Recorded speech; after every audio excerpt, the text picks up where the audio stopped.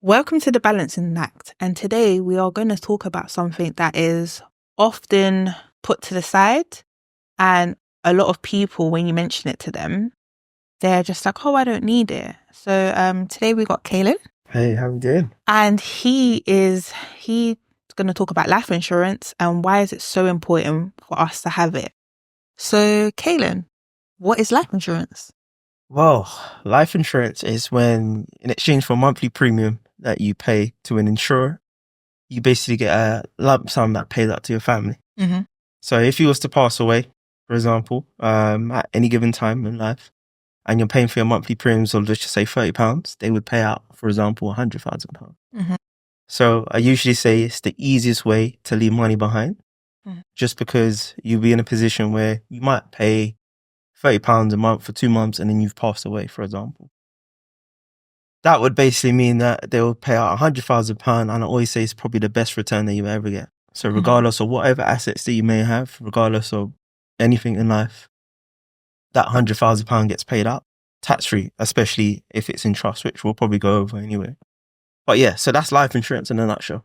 Okay then. Yeah. So why do you think people should start getting life insurance at a young age, and what is the youngest age you can get life insurance for yourself?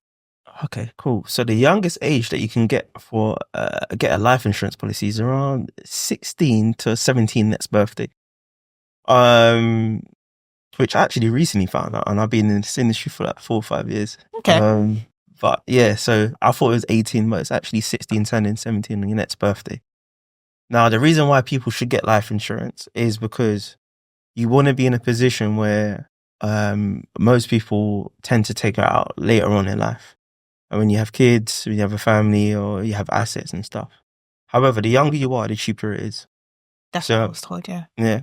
So the younger you are, the cheaper it is. And I remember you saying you've taken out a life insurance policy at like 17? 17, Yeah, 18? I was like 18 and it was like £6. Yeah, see, there you go. So you want to be in a position where if you have it from the younger you are, the cheaper it is. And what I mean by that, so people know, is let's just say, for example, you're 17 and the insurer basically cover you for 250k for £10 a month.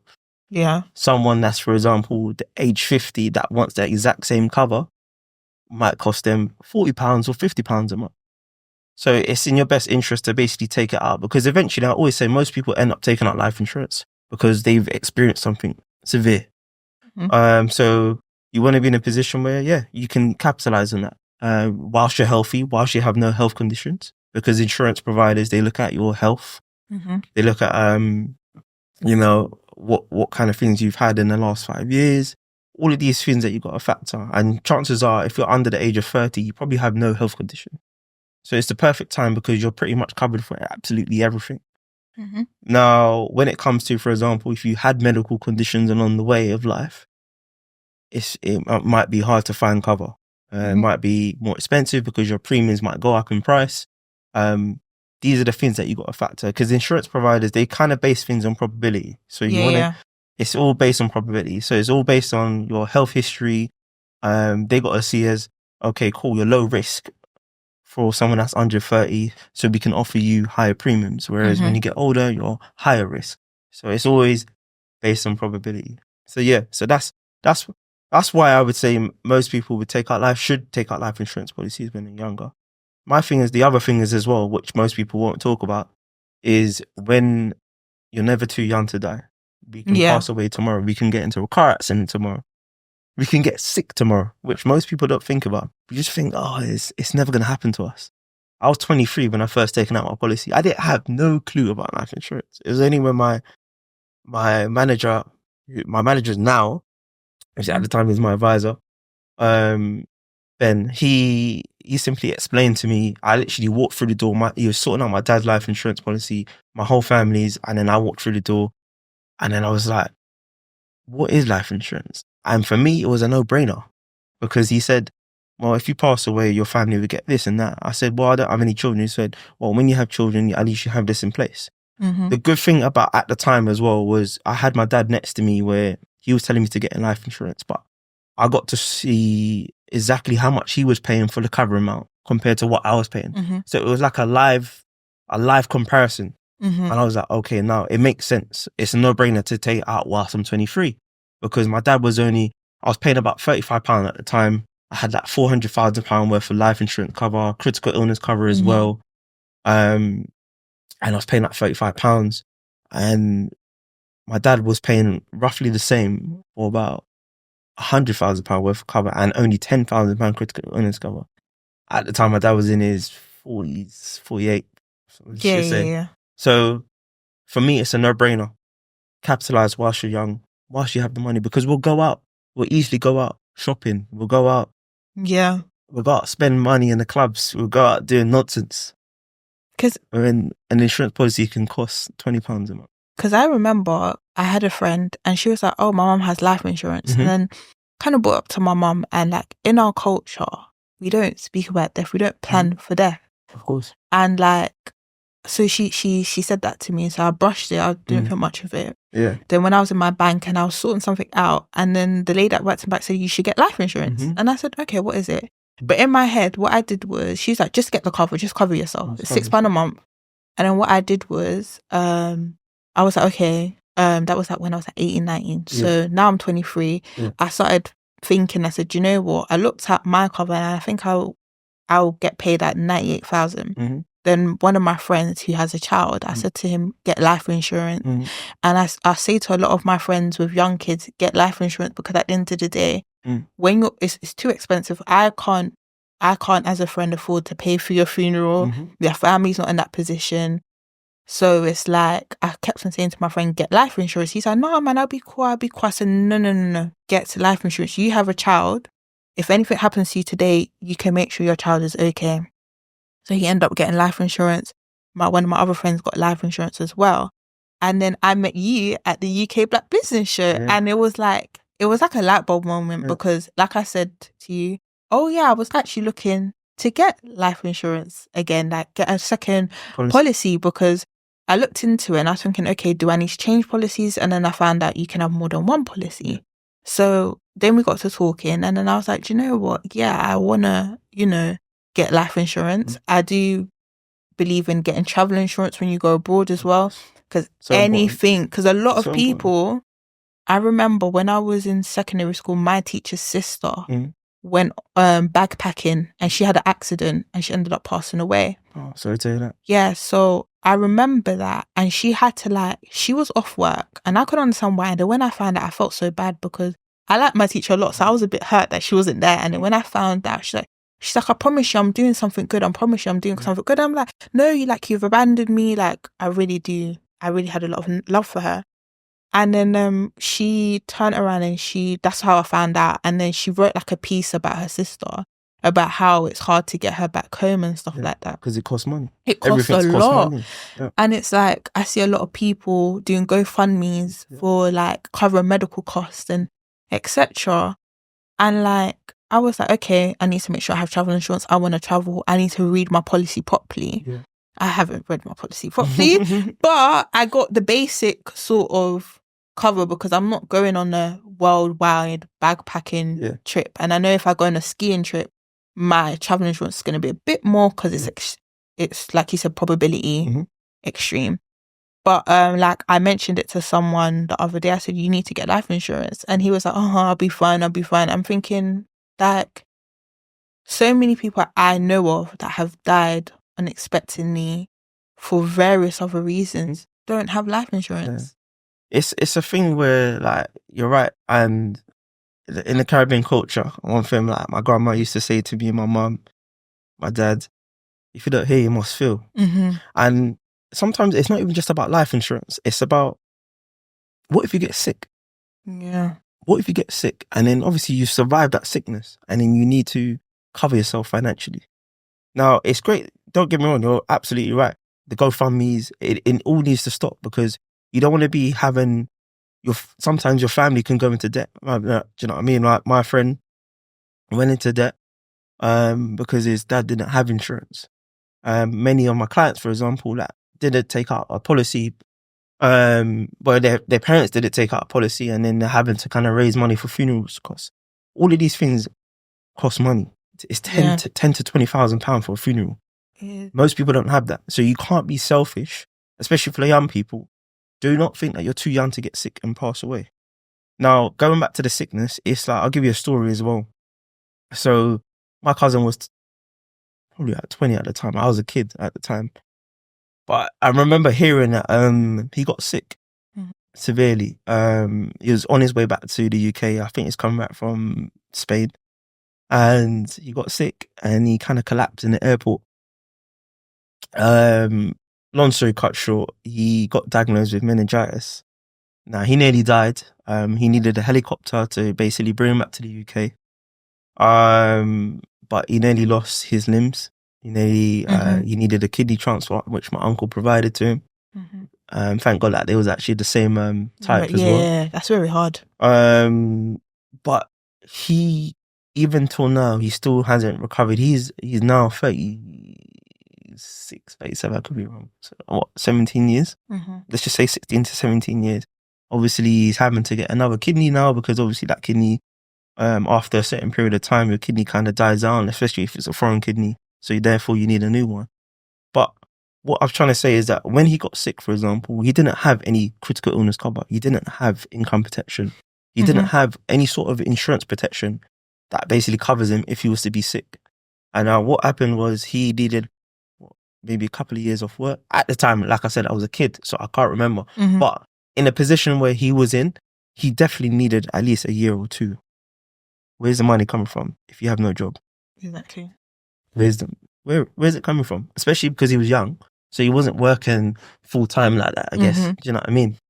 So you need to be in a position, like you said, traveling. When you're traveling, you need insurance. Wherever you go, you need insurance. I know, for example, when I go away, and I travel quite a lot, I'm protected. So if I get sick, if I have any sort of illness, I'm protected. So you want to be in a position where you have these things in place whilst you're young. If someone has approached you and spoken about insurance and so forth, now's the best time to do it, because trust me, I've seen it firsthand. And even, like, for example, my dad, he was in a position where he had a policy in place. So I was talking about, obviously, my advisor helping my dad. I ended up joining the firm and then redoing my dad's policy and so forth. Long story cut short, my dad had a policy for 9 months. He claimed on his policy because he had a heart attack. Now, my dad, again, he's a fitness fanatic. We train every morning together. He was a kickboxing instructor. All of these things. He never had any sort of major illness. 49, I think he was 50, turned his 50th birthday. I think a week after, he had a heart attack. Now, we thank God that he's still here. But it was a hard time.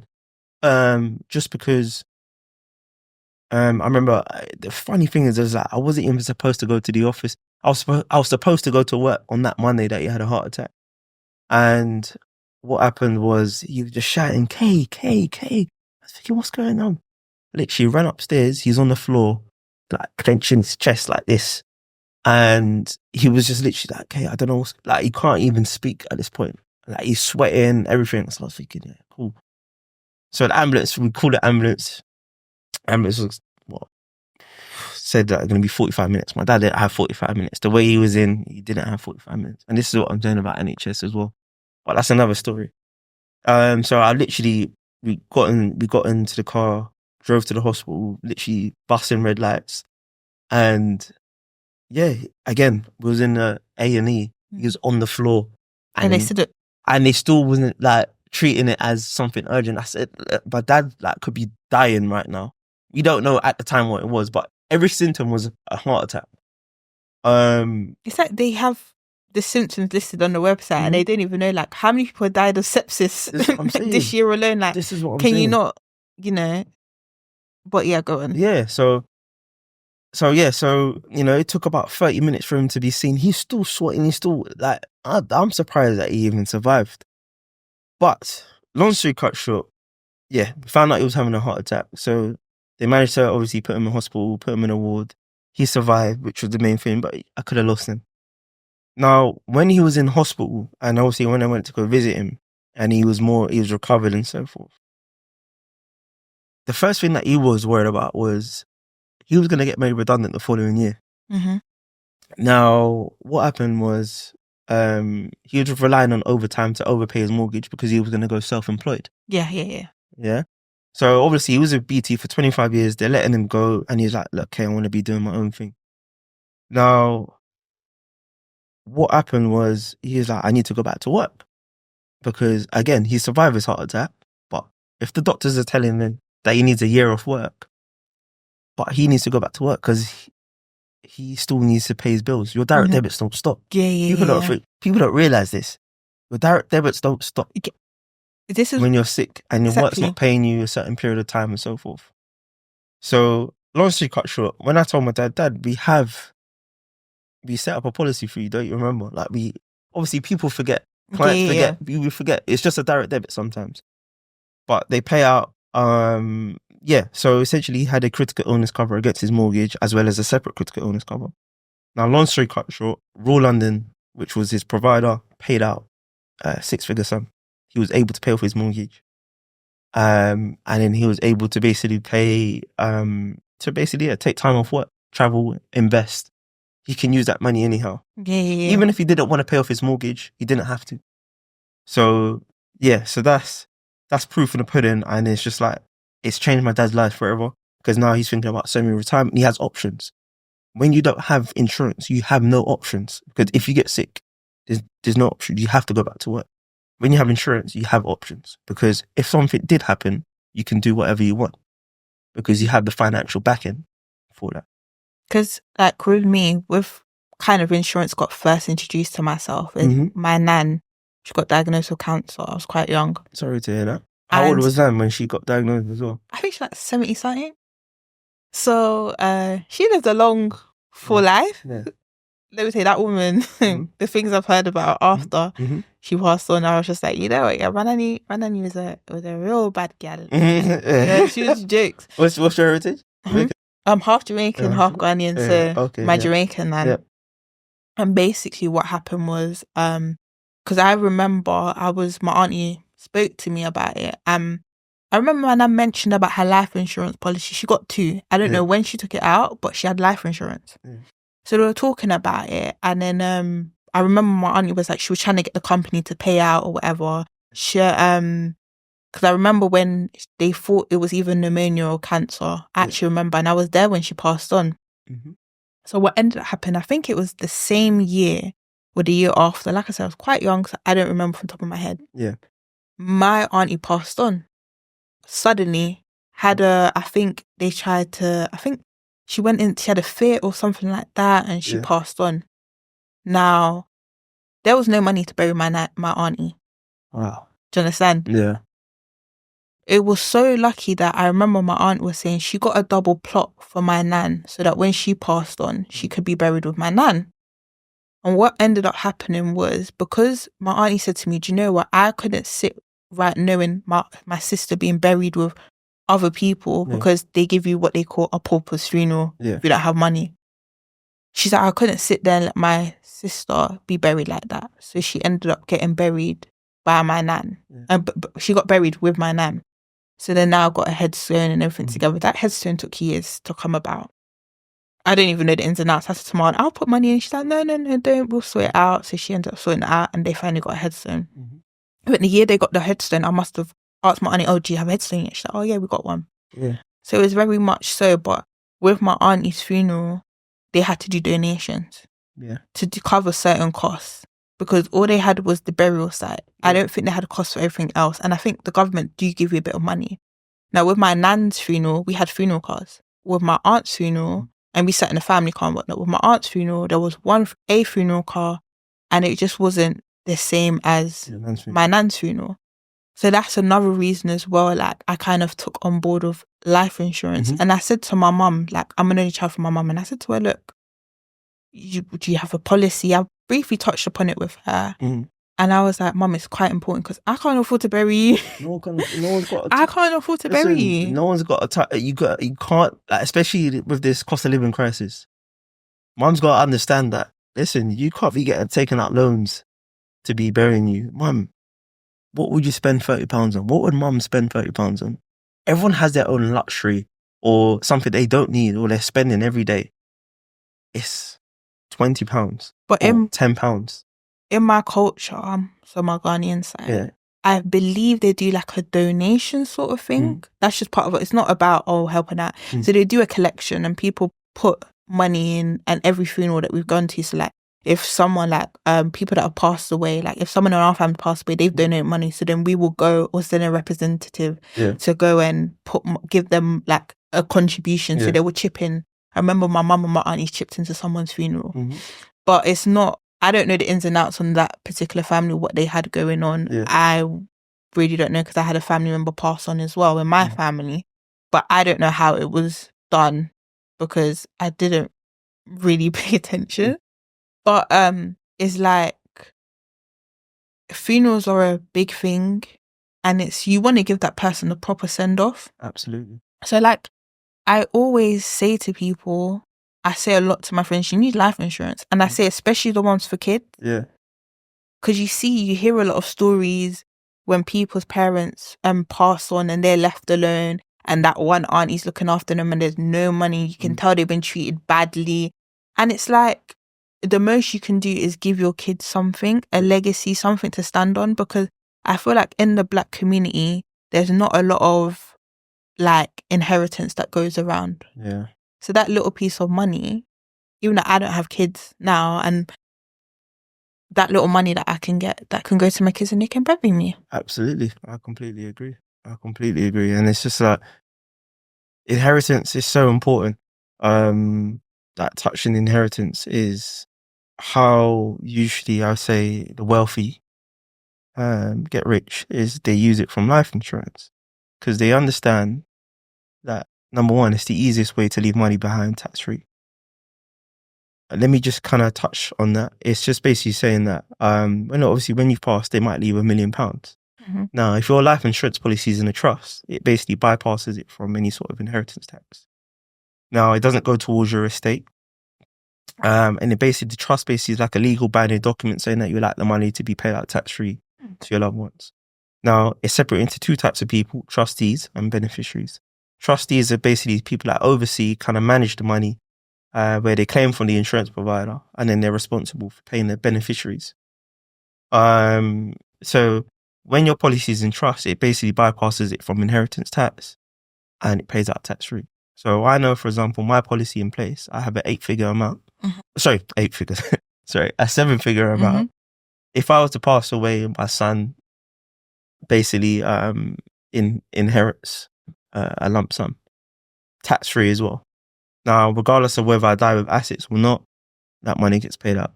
So like, what's the thing about trustees? Now I've got 2 questions in regards to that. So the first question is, what happens if that trustee passes on? So usually what I would usually say is that if one of the trustees pass, obviously you have another one. So yes, actually, let's just say you had 2. One's passed. You can always update and change your trust. So but what if you're gone? Huh? What if I've passed on? If you've passed on and my trustee passes on afterward? Oh, then obviously, as in you've died together. Separately. So like, let's just say, okay, for example. Because if you've died, then, and your trustees died, let's just say a month after, within that time frame, probably you've already made a claim. Well, you wouldn't know, but that trustee would have made a claim on your policy. Oh, okay. So it's because not your trustees are responsible. They're basically responsible for making sure your policy pays out. Okay, so it's like, because how I see it is, you see when you watch the movies and someone passes on and they don't get access, the child doesn't get access to the trust at 18, and you see that a lot of people mismanage the funds and stuff. Am I right in saying that that's not exactly how it goes? It's more or less of, when I die, the trustee gives the money to the child? Well, it depends if the child's over 18, and obviously depends on what you have in your will as well. Because my thing is that what trustees usually do is they manage the funds for them. Let's just say, for example, the child's under the age of 18 and, someone's passed away and left them money. Now, yes, the money goes to the beneficiary, but the trustees are basically responsible for managing the funds and how it should be allocated and how to basically make sure that the child doesn't spend recklessly. Because imagine giving £500,000 to an 18-year-old, they're going to just blow it. You know what I mean? That's why it's really good to, when you have a trust, when you have a will, you can basically still control exactly what's going on. for the child, so they, you know, they're not spending recklessly, not making these sort of mad moves. I feel like a lot of wealthy people and a lot of my clients, they kind of tell me that they have these things in place, and they basically make sure that, for example, they won't just inherit just like that. They have to be hitting certain milestones in their life. They might, whether that's education, whether that's being in a relationship and having a stable family, a stable career, all of these things that you can actually do. Because you see that in Power when Ghost When passed Ghost, away. exactly. Yeah, Ghost is the guy. I'm telling you, Ghost that's is. why I started laughing, because I always say to people, so I do a law degree, Yeah, and I always say to them, like, you know, like, it's not cutthroat, like, oh, okay, if you do it this way, then it's like that. You can put rules and stipulations and instructions, and this needs to be followed to the T, and etc. etc. Because we did do a module on equity and trust. Equity and trust is hard. I can imagine. It's very more or less, it's a tick list. It's not like a normal degree and how you do certain things. Yeah. You got to do certain statutes. You got to use certain. It's case law, a lot of case law. But yeah, like, so this ties into my second question. So, like, what if? So I'll give you a scenario. Yeah. Right. Let's just say a trustee is given a certain set of instructions. Yeah. Right. And the child was under the age of 18 when their parents passed away. Yeah. And that said trustee, let's just say that money is used to, like, maintain the child's upbringing. Yeah, the upbringing. So, for example, let's just say it could be education. Yeah. It could be property, like living, so the child doesn't have to pay for anything. If that trustee doesn't use the money to pay for those things or do what's done, can that trustee get into trouble? Yes, they can. Well, to be fair, if I'm honest with you, I don't know too much on it. But from my understanding, they can get in trouble. But then obviously, who's going to be reporting them? But now the child is over the age of 18. Yeah. So over the age of 18, technically, depending on how the trust and the will set up, they're entitled to that money. But obviously, previous to obviously 18, like you said, education, managing the funds well, as long as they're managing the funds well. But that's why I say it's very important to have someone that you really trust to basically do that.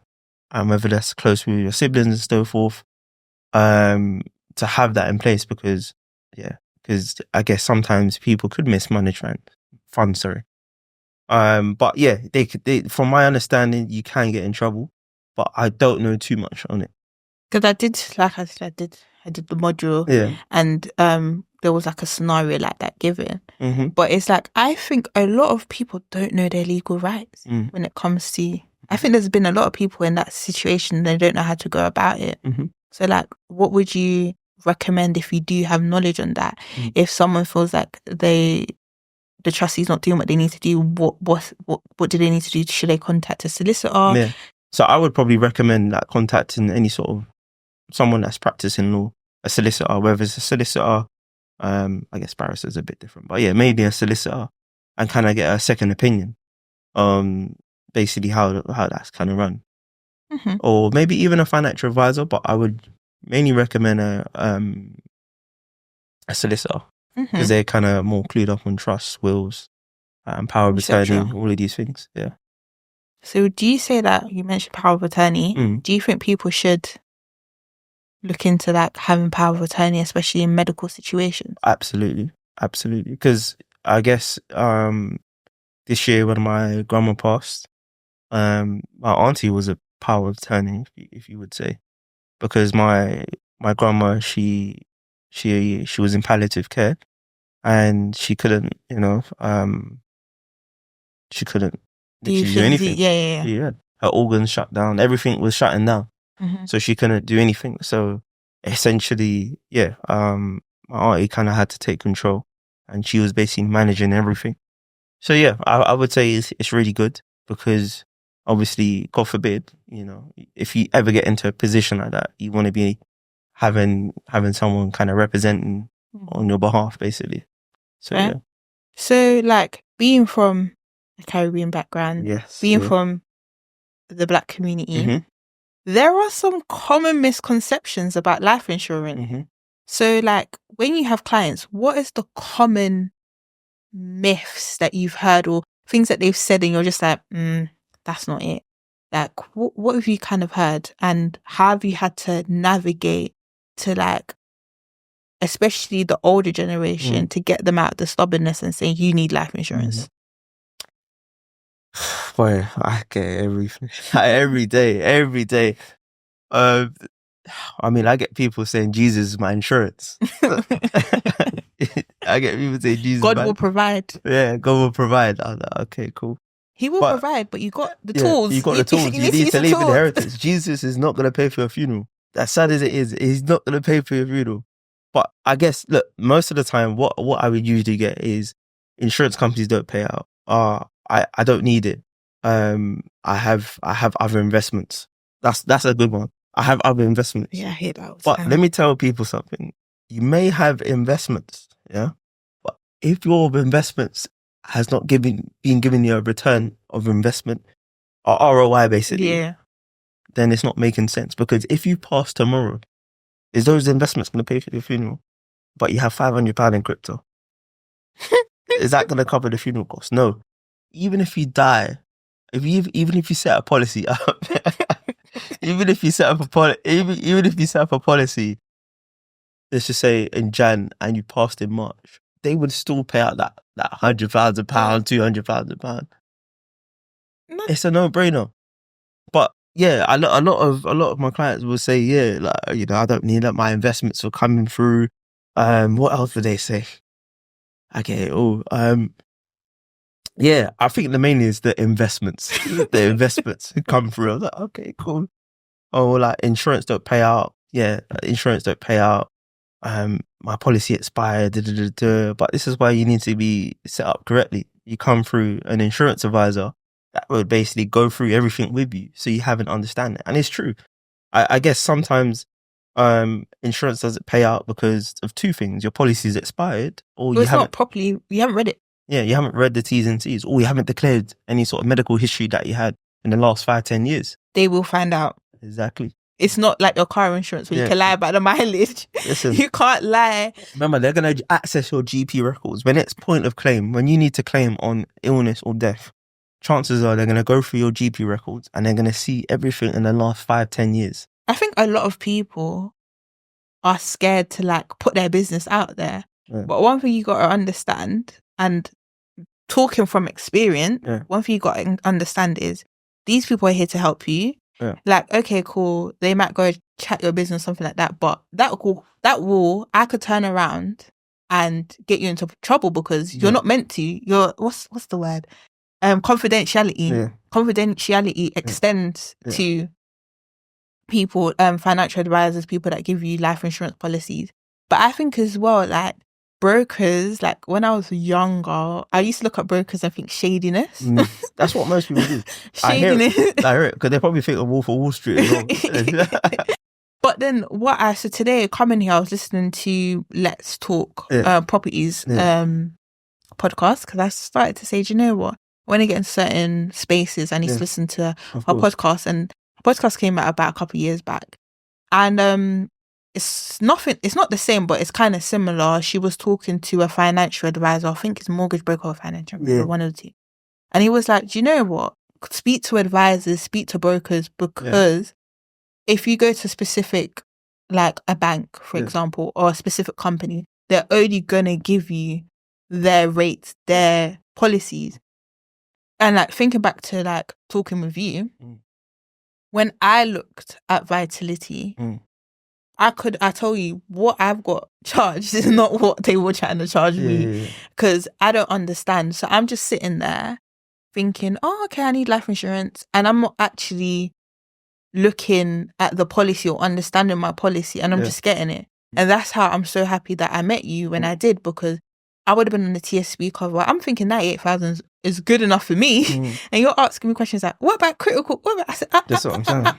I don't know. And he was like, £6. I don't think you have all of that. But to me, that was a basic starting point for myself that I could say at the age of 19 or 18, I don't have any dependents. I'm not really, I don't have a lot, going on. I'm still living at home. But it wasn't a lot for me. I said £6 was enough. Now I'm just like, okay, I'm older now. So your income's a bit more now. My income's, but even that, I should have paid a bit more. Yeah. I was being cheap. But no, £6. I guess for someone that's 18, you don't know any different. Yeah. Do you know what I mean? You don't know any different. And the thing is, if you have a policy through the bank, it is terrible. And the reason why I say that is because chances are they've only offered you 25-year term. Yeah, a 20-year term maximum. Yeah, I think I got 48, but that's because the lady that gave me the advice was a mum herself. Okay, so she understood she understood the implications. So she explained it to me. She's a very nice lady in TSB. Yeah. She even got me legal cover, which I paid £2 a month. So when I had a ticket and I thought they were going to take me to court, I called up my legal cover. And she's like, I came in there for a credit card because I wanted a credit card. I didn't get approved. But I came in there and then she was like, oh, okay. She went through my phone. She's like, oh, do you have this insurance? Do you have that insurance? And I even got home insurance as well under it. Do I know what my home insurance policy is? No, I do not. But I had to find it for something one time. I still don't know it. I even forgot I had it till this conversation. But it was like a basic sort of thing. So like when I meet my friends, I'm just like, read your terms. Like a lot of people come to me and they'll be like, oh, like you say you got a savings account, what savings account you got? Oh, this is that and other. And I said to them, look, one, I'm not a financial advisor. I just like to read things. And two, read your terms. Even though you've brokered for me, did I read my terms? No, I didn't. But read your terms and see what applies and applicable to yourself, because I can sit there and say to someone, get life insurance, and like the type of life insurance someone will have as being single and no dependents compared to someone that needs to make sure that this and that is covered for them and they got their kids, and if their kids are added into a policy, I don't need to take extra steps or scrutinize my policy the way that someone with kids would have to. Yeah. So it's just that I can't go and tell someone, oh, get this insurance, get this, that. They might need more than what. Because everyone's different. Every client is in a different position. Every time I kind of complete a fact find of, different scenarios. Because, I might get 25, 30-year-olds, maybe taking out their first property, or they have no property, but they just want to take out insurance. And then you have people that are starting a family. I meet clients at baby shows where they're starting a family, they have a house, so they need insurance and blah, blah, blah. So everyone's completely different. Everyone's budget's different. But you're right, like I guess people that have policies as well, is that you kind of, like you said, you kind of got to review and look over what you currently have, especially if you've taken it out before you had dependents. Mm-hmm. So it's very important, because my thing is, again, your situation might change. Like you said, you might need more cover. You might have more liabilities, so you need to cover more things. One thing I usually recommend to most of my clients is, if you do have a policy and someone comes to you for a review, do it. Just because you want to be in a position where you get a second opinion on whether you have a good policy or not. And chances are, most of the time when I do reviews and stuff, most people need a new policy because their policy expires when they're 50, 60. And usually I recommend policies till 90, just because you're covered to the maximum term. And insurance companies kind of bank on you having short-term policies because they want to make money from you. And that's how, for example, in 20 years' time, I literally had my friend's mum the other day saying that, her policy is finished and she's still paying us something's gone wrong, but she's been paying for 20 years and now it's come to an end. So now they're charging her more, pretty much double. So when your policy comes to an end, like your friend's mum, what actually happens so that if I don't renew it, I won't be covered? So all that money that I've spent is just gone. It's gone. Yeah. So this is why I say to people, have a policy till 90, because that you're covered to the maximum term. So the £6 a month one that I'm paying for the bag, I need to up my policy from 48 years. Yeah, basically. It needs to be done till 90. So you see where your policy, I can't remember. But yeah, like if it's done till 90, for example, which I've probably got 85 minimum. I usually say 80 minimum. 85 is perfect, 90 is amazing. Just because you don't have to worry about renewing your policy ever again. And especially if you're young, you can capitalize on taking out a huge cover amount till 90. So you're not having to. So my personal policy is till 90. I don't have to worry about renewing. I'm paying X amount a month. Makes sense. For the rest of my life. But then again, doesn't the government understand this is why people don't get life insurance? But then I feel like it's a trap for certain people from certain backgrounds or community. They don't have that lack of awareness because, like you said, even though the lady was very nice to me, she didn't make me aware of that. Maybe she didn't know herself. Yeah, some people don't even know. Even advisors to this day, there's a lot of my colleagues, like, why do you recommend till 90? Or they don't see the logic behind it. But when you actually kind of go into it, it's like, it makes sense. But life expectancy, the average life expectancy has gone up. So and 81. It's 81 now. And now they're trying to move the retirement age. And there's yeah, exactly. And then now they're trying to increase the retirement age. Most people have policies till 70 because obviously it's till retirement age. So I believe it's 67, 68. But now, like you said, it's going to increase. But the life expectancy is 80. So it would make sense to have a policy till age 80 at least because the life expectancy is till 80. And the chance of you getting a payout is very likely. Because I find that a lot of negative stories I've seen about insurance companies not paying that is because there's a trap. People don't read. People don't read the T's and C's. Just because you go to someone and give you the information, you need to read. You need to. Yeah. At my age that I'm at, my 48 years policy seemed okay because... It seems far away because you're 18. Yes, do you understand? So for me, it was that's natural. My first 48 years, I'm covered. Yeah. But then, like, when I met you, we had this conversation. And I think when I have kids as well, I'm going to change my policy. Do you know? Because you probably want to increase it. You probably want to do so many things to it. I might want to take out another one. I don't know. We'll see how it goes. But it's a thing whereby I think a lot of people don't have these conversations. And I feel like out my friendship circle, I'm that friend that has those conversations and take my time out. And this is why one of the reasons why I actually started this podcast, because there was like too many questions coming about. And I was very happy to meet you as well because I was like, do you know what? You're perfect to speak about life insurance. I have a bare minimum. Could you imagine me telling people about life insurance? I didn't know what happens after your term is 48 years. Yeah. So it's like life insurance Check is it out. Life insurance is a huge thing, but at the same time, it's a very, really, really big taboo. I'm a Christian, but I'll still get life insurance because it's not about God will provide. I think that statement, God will provide, is used a lot. And it's like, God will provide, but you need to make movements as well. But, like... in the Bible, it even says a good person leaves inheritance to their children. Exactly. And insurance is also good for, like I said, if you die with no assets. If, like, you get, like, for example, I come across single mums and I completely resonate and I completely understand. Some of them say to me, Caden, I don't think I would ever have any properties or anything to leave my children like that. And it's actually sad that, do you know what I mean? Like, obviously, single moms I respect because it's not easy. No, it's not. And some of them like, you know what, I don't have anything, but you know what, this life insurance policy, this will be what I give to my children because that's all I can give them.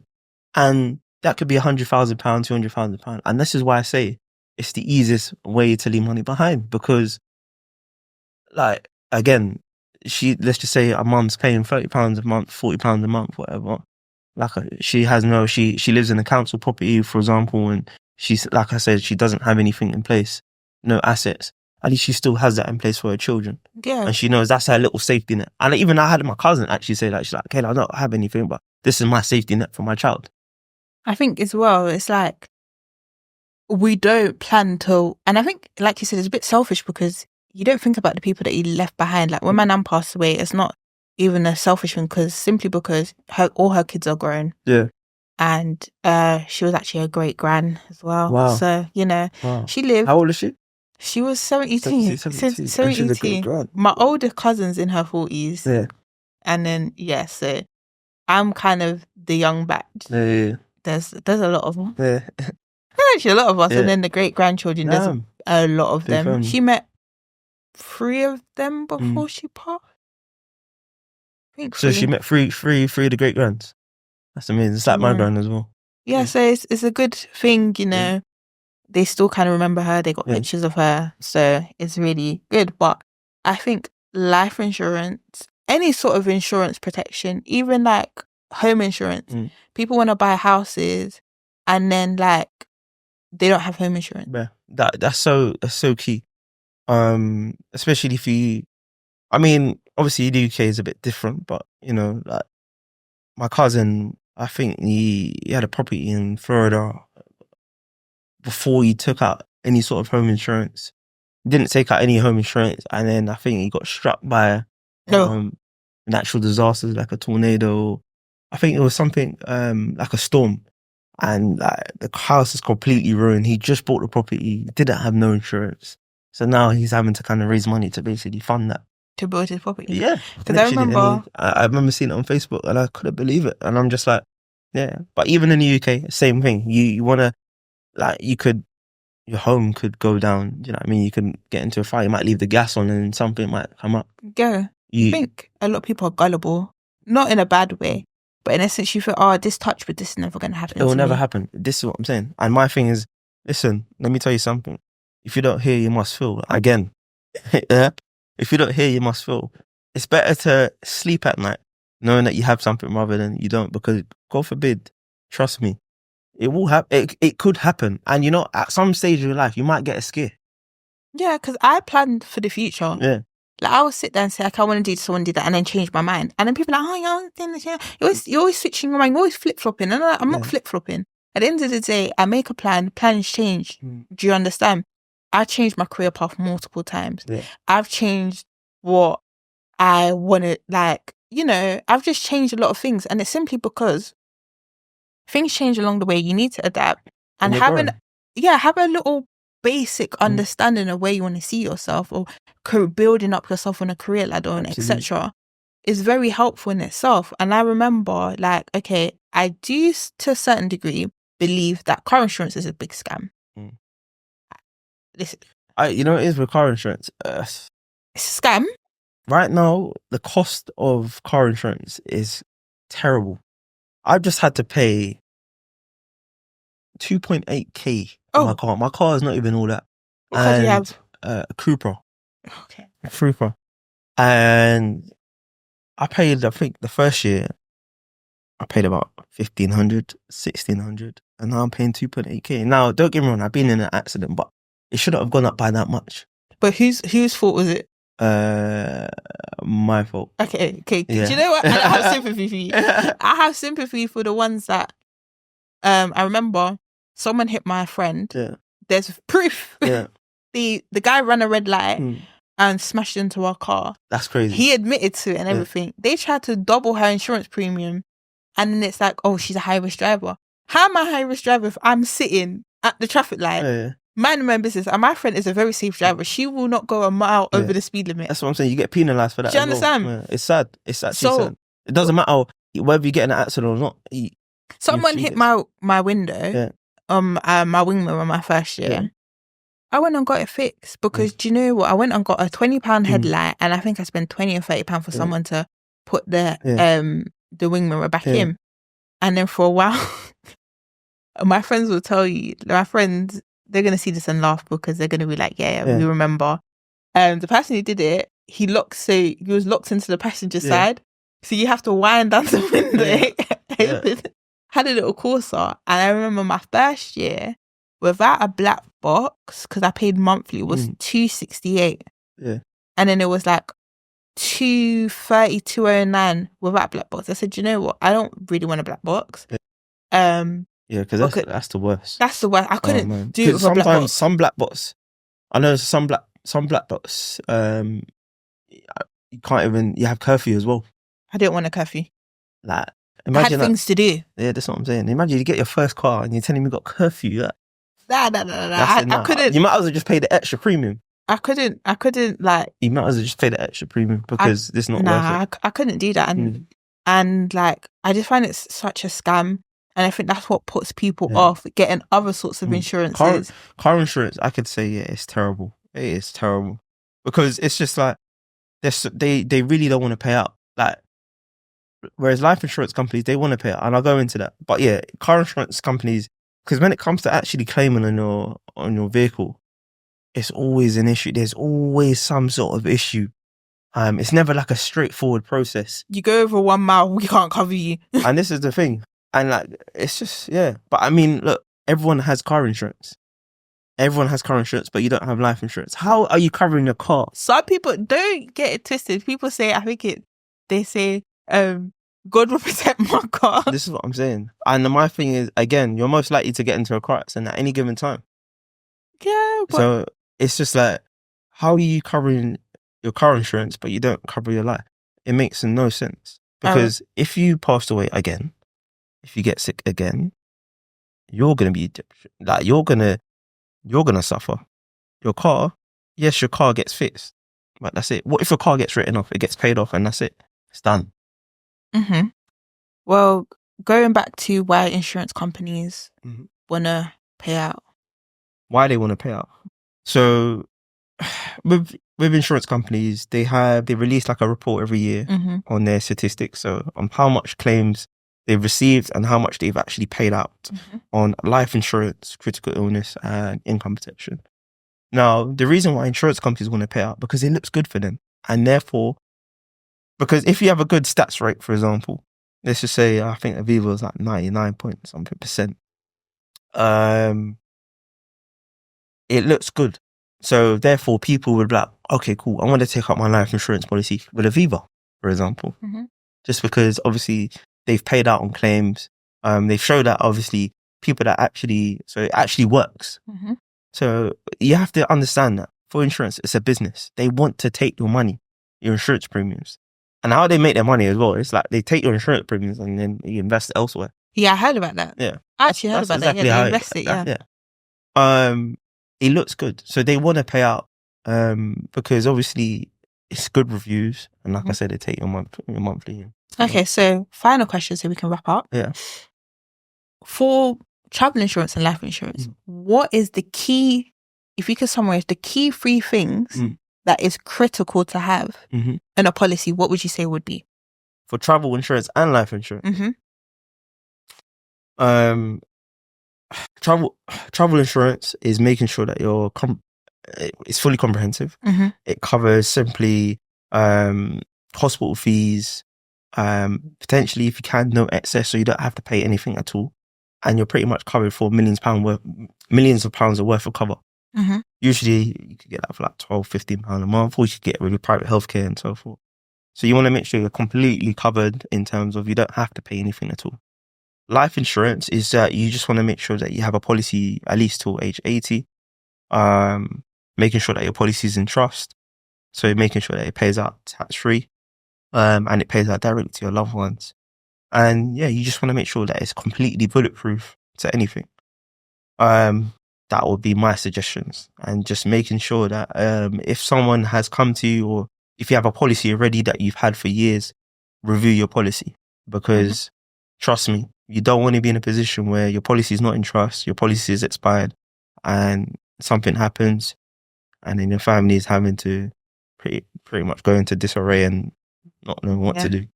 So yeah, that's what I would probably say. Well, Kaelan, thank you for coming today. Thank you for having me. And if you have any questions, I'll put his details down there and feel free to contact. And if you want to look into life insurance, Kaelan Stewart 96 on Instagram. Yeah, I'll add that on there. But thank you very much. And I hope you guys take something away from it, because not having life insurance, and speaking from our own experience, you can see how critical and it is very much needed. And I will say, especially if you're a single parent, please get life insurance.